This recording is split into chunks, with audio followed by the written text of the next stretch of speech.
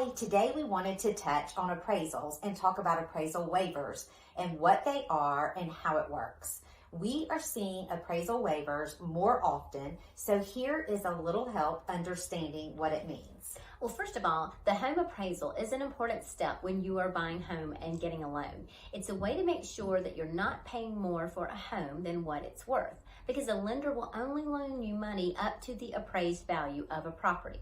For example, you're buying a house that is $200,000. You put $10,000 down for a down payment.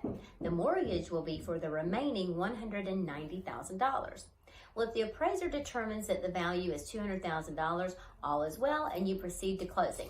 But if the appraiser determines that the home is worth $170,000, you could be in trouble because the lender will not loan more than the $170,000. So you have to make up the difference, or the option could be to back out. So after you put in an offer and the sellers accept it, an appraisal will be ordered by the lender. But the buyer will pay for it, and that fee becomes part of the closing costs that show up at closing.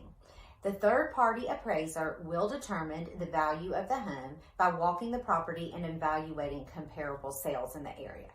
An appraisal waiver allows qualified home buyers and properties to skip this in-person appraisal process.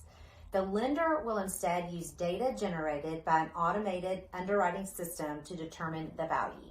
So why would a lender give the option to waive an appraisal? Well, some reasons include that it was recently appraised, or for efficiency purposes, meaning that it eliminates days or even weeks for that report to get back to the lender. But as a buyer, is it smart to waive the appraisal? Well, it depends. How worried are you that you might overpay?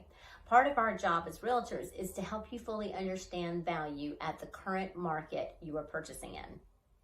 So we have had buyers that have chosen to waive the appraisal, then save the money and move along a little faster to the closing table. It's also a tactic that many buyers are using in this current market.